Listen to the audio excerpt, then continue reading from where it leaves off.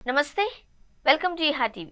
April 22 సరిగ్గా నెల రోజుల క్రితం జమ్మూ కాశ్మీర్లోని పహల్గామ్లోని బైసరన్ లోయలో ప్రశాంత వాతావరణంలో ఆహ్లాదంగా గడుపుతున్న పర్యాటకులపై AK-47 చేతబట్టిన ఉగ్రమూకలు విరుచుకుపడ్డాయి.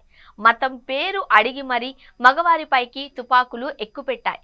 విచక్షణారహితంగా కాల్పులు జరిపాయి. ఈ ఘటనలో 26 మంది మరణించారు. అది జరిగి నెల రోజులైంది.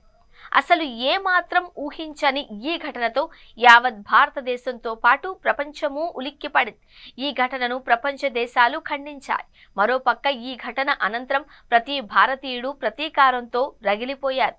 దీంతో ఈ ఘటన జరిగిన సుమారు 2 వారాల తరువాత భారత సైన్యం ఆపరేషన్ సింధూర్ చేపట్టింది. ఉగ్ర మూకలను వారికి ఆశ్రయమిచ్చి ఆదరిస్తున్న పాక్ను వణికించేసింది. ఈ ఆపరేషన్లో 9 ఉగ్రస్థావరాలు నేలమట్టమవగా దాదాపు 100 మంది ఉగ్రవాదులు నాశనమయ్యారు. దీంతో భారత్పై పాక్ ప్రతీకార చర్యలకు ఉపక్రమించింది. పాక్కు భారత్ గట్టిగా బుద్ధి చెప్పింది. పాకిస్తాన్ నడిబొడ్డున డ్రోన్లు, మిసైళ్లతో దాడి చేసింది. పాక్ అణ్వాయుధ స్థావరం జస్ట్ మిస్ అనే కామెంట్లు వినిపించాయి. దీంతో కాల్పుల విరమణ అంటూ కాళ్లబేరానికి వచ్చింది.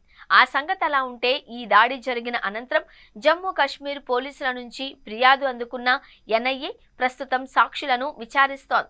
ఈ పహల్గామ్ దాడిలో కనీసం 5గురు ఉగ్రవాదుల హస్తం ఉన్నట్లు అనుమానిస్తున్నారు.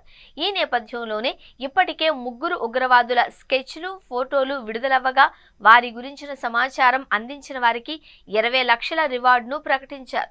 ఈ సమయంలో కేసును దర్యాప్తు చేస్తున్న NIA బాధితుల కుటుంబ సభ్యులు, పర్యాటకులు తీసిన ఫోటోలు, వీడియోలను సేకరించి పరిశీలిస్తుంది. ఈ సమయంలో 3D మ్యాపింగ్ ను తయారు చేసింది అని తెలుస్తోంది. ఈ క్రమంలో ఇప్పటి వరకు సుమారు 150 మందిని విచారించినట్లు సమాచారం.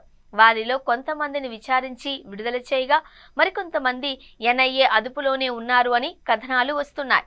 ఈ క్రమంలో ఇప్పటి వరకు ఫోటోగ్రాఫర్లు, సాహస క్రీడల్లో పనిచేసిన వారు, ఫోన్ ఆపరేటర్లు, దుకాణదారులతో పాటు చాలా మందిని విచారించారు.